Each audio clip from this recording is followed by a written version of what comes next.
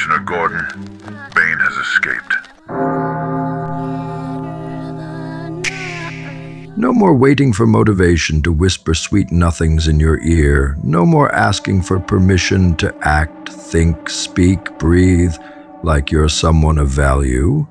If you're tired of watching others win, of seeing mediocrity wear the crown while you sit in silence, it's because you've been feeding your softness and calling it strategy. You've been making comfort your religion and wondering why you feel like a ghost in your own life. That ends the moment you decide. Decide to move. Decide to suffer on purpose. Decide to build the version of yourself that doesn't crumble every time life speaks in a harsher tone. Power doesn't show up at your doorstep with a bow. You become it. By enduring, by training when your soul says no, by pushing when your excuses sound, stop being fucking weak. You've got to earn your self-respect. Nobody hands it to you. It's not a birthright, it's a bloody ritual. Every skipped rep, every broken promise, every excuse you coddle, that's theft. You're stealing from your future. And the longer you let weakness call the shots, the louder it becomes. It doesn't shout, it whispers, it justifies, it smiles while it poisons your potential. Until one day, you've got a body that aches from neglect and a mind that can't look itself in the mirror. You're either in control or you're a puppet. There is no middle ground. And don't talk about being a good person if you can't keep your own word. Kindness without capacity is fragility. Start with yourself. Prove you're not just noise in the wind. Prove you can hold the line when no one's watching. That's where real strength lives. Quiet, relentless, unapologetic. You think discipline is hard? Try regret. Try waking up with the realization that you built a version of yourself that can't be counted on. Try explaining to your future family why you folded every time the stakes got real. You think suffering in the gym, in your work, in your silence is pain? No, that's purification. Pain is watching someone else take the win you were built for because you wouldn't put the damn phone down, because you weren't feeling it. No one's coming to motivate you. No one's going to save you.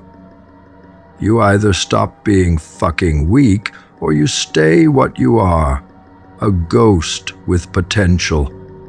And ghosts don't build empires. They haunt the blueprints they never used. Choose now. Because life's clock doesn't give a damn about your excuses. Every time you rationalize quitting, something inside you dies. A voice that used to be fierce, clear, and dangerous turns into background noise. That's the worst kind of death. Not sudden, not tragic, just silent erosion. The man you could have been slowly fades under the weight of what you tolerated, and don't think you'll rise to the occasion when it matters. No, you will default to your training, and if your training is built on skipping steps, avoiding pain, outsourcing responsibility, then you will collapse when it counts. You must become the kind of man who makes fear his fuel, who chooses discomfort so often it becomes home. You don't need a rescue, you need a reckoning. This version of you, the one sitting, waiting, doubting, has to die. So something sharper, louder, and more precise can take its place. Stop being fucking weak. Look around. Everybody's performing, but very few are producing. Don't be another mask in the masquerade of modern mediocrity. Don't be the guy who posts quotes but folds in real-life pressure. Everyone wants to be rare, but no one wants the isolation that builds rarity. You think being alone, misunderstood, judged is unfair? It's the cost of evolution. Pay it. Stop being fucking weak. You want power? Then kill your distractions. You want respect? Then master something, anything. But do it with such violence of focus that people feel uneasy around you. That's presence. That's what separates legends from loud boys. And right now, you're loud. You're looking for answers on screens instead of building them in silence. Flip that. Become the kind of man who scares his past self. You don't rise by accident. You rise because you made a decision that every ounce of softness inside you would be hunted, challenged, destroyed. You rise because you got sick of looking in the mirror and seeing someone who keeps almost becoming something. You rise because you realized life doesn't pause for your healing. It keeps moving, and it either crushes or crowns you based on what you build now. Stop crying about what's hard. Everything worth having hurts. Love hurts. Mastery hurts. Discipline hurts. But they're all upgrades disguised as suffering.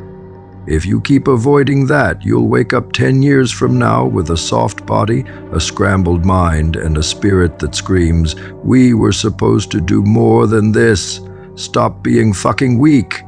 You won't get respect by being harmless. You get it by being dangerous and controlling it. That's what separates the man who walks into a room and shifts the energy from the one who gets talked over.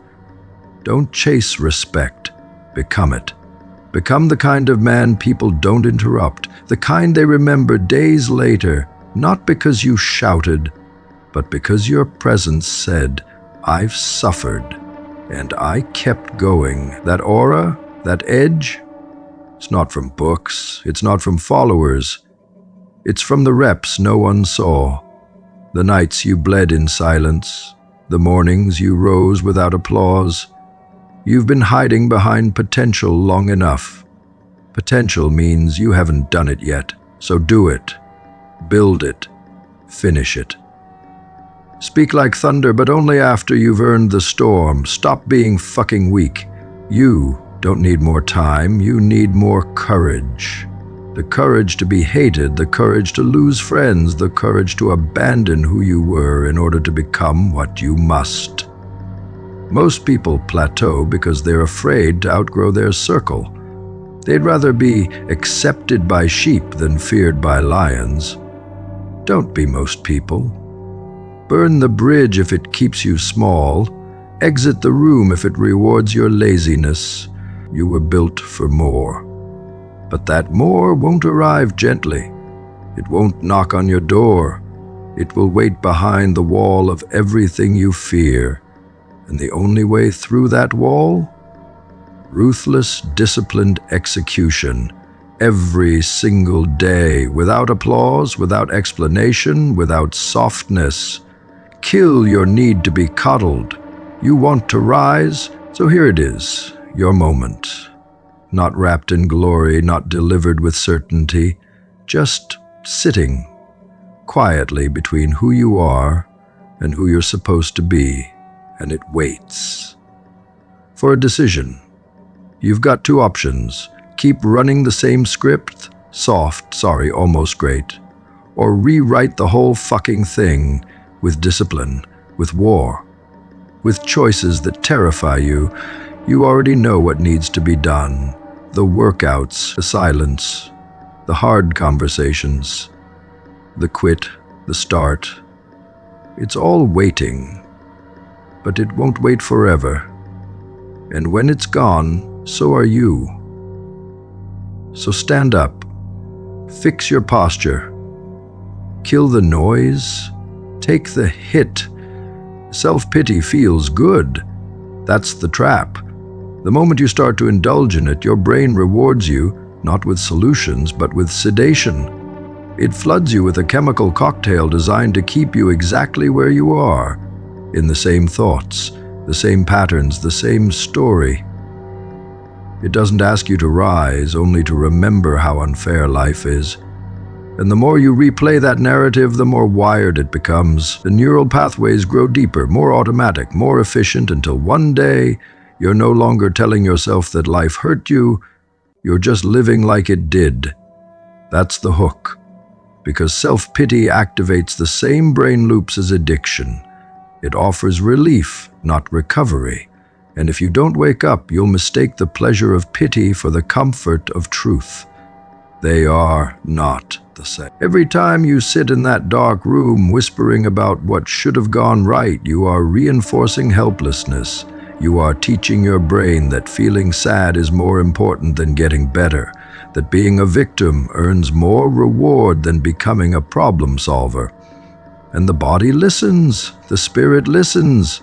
Soon you feel heavy even when you're rested, unmotivated even when you're inspired. You don't need trauma to destroy your progress. You just need the repetition of pity. It poisons identity slowly with grace. Not through breakdowns, but through quiet rituals of avoidance. The morning delay, the forgotten task, the mental narration of being misunderstood. All of it is the brain's way of getting a hit of comfort. And like any addiction, the longer you chase it, the more of you disappears. It starts with a memory. Something someone said, something they did, and then the spiral begins. Not always with anger, often with nostalgia, a longing to feel seen, a craving to be validated without needing to prove. That's the sugar of self-pity. It lets you believe you're doing something even when you're not. You can cry, you can journal, you can explain it 1,000 ways. But nothing changes because the energy is misdirected. It's stuck in loops, dopamine loops, cortisol patterns, neurochemical grooves that reward emotional intensity instead of meaningful change. The same systems that pull people toward gambling, porn, alcohol. Those same neural circuits light up when you indulge in how unfair life's been to you. And the more you give it attention, the more it grows into your identity. Self-pity is seductive because it disguises itself as truth. You tell yourself, "I'm just being honest." But the honesty ends where action dies. Real honesty is brutal. It says, yes, they hurt you, but what are you doing now? It doesn't let you marinate in memory, it drags you into movement, but self-pity refuses movement. It chains you to emotional reflection with no intent to evolve. You start believing your own narration. You replay that betrayal until you know every detail, every word, but you haven't built anything from it. And what your brain learns is simple. Sitting in sadness equals attention, equals reward, equals escape. That's how addiction works. It doesn't need a substance, it just needs repetition and relief. And self-pity is both. The problem with pity is that it creates inertia. You stop risking, you stop reaching, you stop choosing. Because why try if the world is just gonna slap you back down? That's the logic. But the logic is poison, because the moment you stop engaging with resistance, you become defined by it. You live through avoidance, through safety, through curated, cautious steps that ensure you never feel the pain again. But you also never feel the power. The same circuits that once made you ambitious now make you anxious. Your brain has rewritten effort as danger, because self-pity made inaction feel safe. But safety is not freedom. And when you're addicted to feeling sorry for yourself, freedom feels like risk, which means you never chase it. You can dress it up with language, say you're processing, say you're healing, but if the only thing you're doing is reliving without building, then you're not healing. You're looping.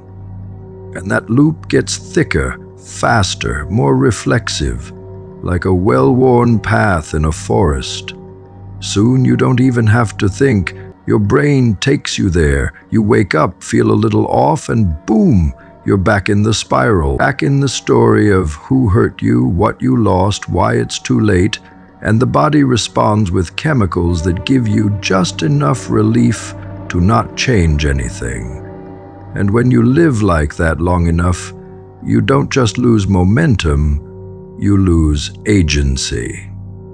That's what addiction steals. And that's what self-pity feeds on. One wakes up and decides, I'm going to be addicted to my suffering today. It happens over time, one justification at a time, one delayed action, one I'll get back to it when I feel better. And eventually the person who used to believe in themselves begins to disappear, replaced by someone who's always explaining why life didn't turn out how it should have. That's the decay.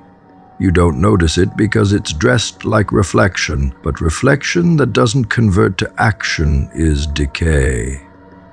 Self-pity rewards stillness, not the powerful kind, the paralyzed kind. The kind that lets you rot slowly with just enough justification to keep your dignity intact. Until there's nothing left to explain, only wasted years. You need to break the loop, and that won't happen with more thinking, it happens with action, movement, friction, pain by choice instead of pain by memory. You must starve the reward mechanism. That means denying the spiral. When your mind starts the sad song, you cut the music. You lift, you write, you build, you replace the addiction with output. That's the rehab. That's the transformation. And it's not a one-day fix. It's war. Daily. Against the easiest feeling to feel. Against the most comfortable lie that feeling sorry for yourself is productive. You must learn to make yourself uncomfortable on purpose until your brain adapts to power instead of pity. Your story can either be your prison or your platform. And the difference isn't in what happened, it's in what you do with it. Pity weaponizes your pain against you. It says you've already lost, so why bother?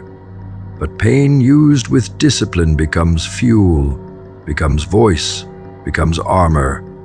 The only way out of the loop is to move through it, cold, relentless, focused.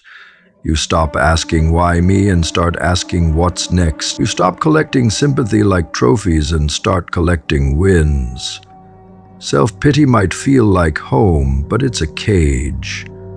And you were built to escape cages, not decorate them. Your nervous system is always listening, not to what you say, but to what you do. Every time you set a goal and abandon it, every time you promise yourself discipline but return to comfort, your body takes notes. Quietly, permanently. This is not about willpower. It's about wiring. If you keep betraying your own standards, your nervous system stops trusting you. It adapts to the version of you that quit, and soon hesitation is no longer a glitch, it's your rhythm. Procrastination becomes your pulse. You wake up exhausted not from work, but from the internal war between the man you pretend to be and the man you've become. This is not a motivational crisis, it's biological collapse. When your nervous system sees that your words are empty, it stops lending you energy. And without energy, you feel powerless. But weakness is not the absence of strength. It's the slow, subtle death of internal respect. You can tell yourself stories all day about potential, about who you want to be, but the body knows the truth. It knows whether you follow through. It knows whether your habits match your claims. And when those things don't align, your body withholds trust.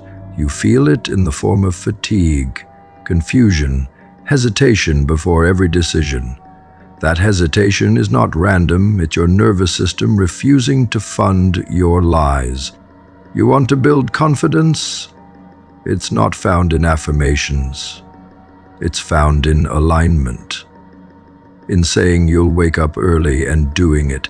In deciding to train and showing up. Not for others, for yourself. Because internal respect isn't given, it's earned. In the dark when no one is watching.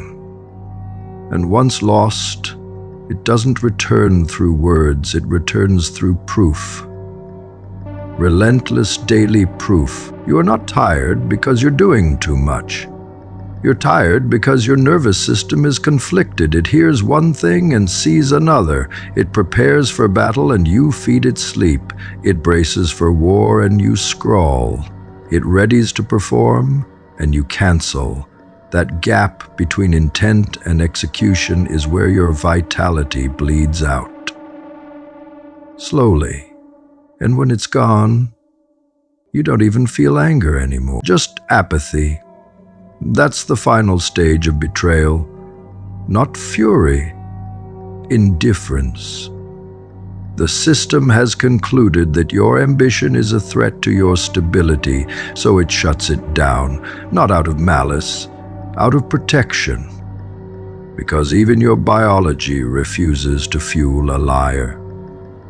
And when your own nervous system no longer believes in you, every failed commitment is not just an external consequence, it's an internal message. It tells your body, I cannot be trusted with this standard. And the body listens, repeats it, embeds it. So next time you try to push, it resists. Not because it hates you, because you trained it to. You conditioned it to expect collapse, and now even the smallest task feels mountainous. That's not laziness, that's cellular skepticism. You've programmed a reality in which you're unreliable, and now you're living inside the feedback loop of that design. The only way out? Rebuild trust like a wounded soldier. Small wins, unbroken streaks, sacred routines. You don't need power, you need respect. And respect is the root of real strength. Without it, you're just decorated failure. You don't rise by shouting louder. You rise by keeping promises, especially the small ones. The alarm clock, the workout, the focus block. These aren't trivial, they're trust signals. Each one completed is a message. I do what I say. That message rewires your nervous system, replaces doubt with certainty, fatigue with focus. It doesn't happen in a week. It happens in the trenches, through unglamorous, repetitive action that no one sees. But your nervous system sees everything. And when it starts to believe you again, momentum becomes effortless. You stop needing motivation. You start running on alignment. That's the energy the greats carry, not excitement, conviction. And conviction is born when the body knows, this man means what he says. Most people confuse talent for trust, but raw potential means nothing if your system doesn't believe in you. You can have the greatest mind, the sharpest skill, the most powerful ideas, but if your body flinches every time you set a goal, you'll self-sabotage. That flinch is learned. Through broken routines, through empty declarations, through shortcuts. You must become someone whose nervous system anticipates follow-through, whose biology aligns with his ambition. That kind of man walks differently. He speaks without needing to convince. Because his body, his memory, his very chemistry supports him. That's when you move with power. And that's why weakness isn't lack of force. It's loss of respect from within. You've seen it. Men with massive goals but no momentum. It's not because they're lazy. It's because they've trained their nervous systems to distrust their own word. That distrust bleeds into everything. Relationships, health, performance, until the only thing you're good at is explaining why things didn't happen. Explanations are currency for men who've lost execution. Don't become that man.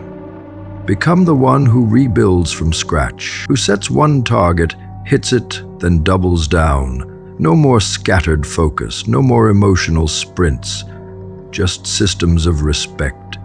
That's how you rise, quietly, but with weight. Because every action you take either reclaims or removes that internal trust, and once you've earned it back, guard it like gold. You don't need more confidence, you need more credibility.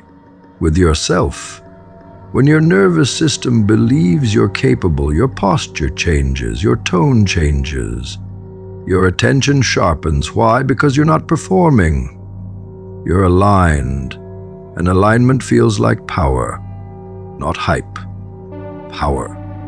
But when you abandon your standards, when you violate your own expectations, your body collapses, not physically, energetically. You hesitate, you shrink, you overthink, because you're navigating a system you no longer command. And that's what failure really looks like: internal division. Not external loss, division between what you want and what you've proven.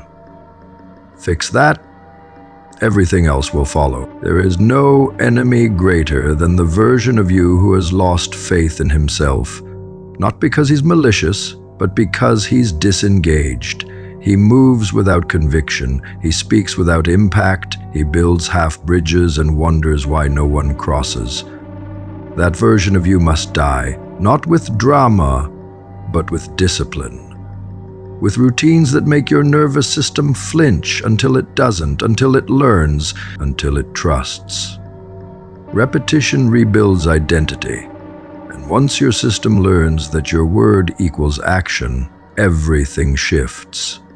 You no longer need to force belief, you embody it, because internal respect has been restored, and in that restoration, you become someone impossible to ignore.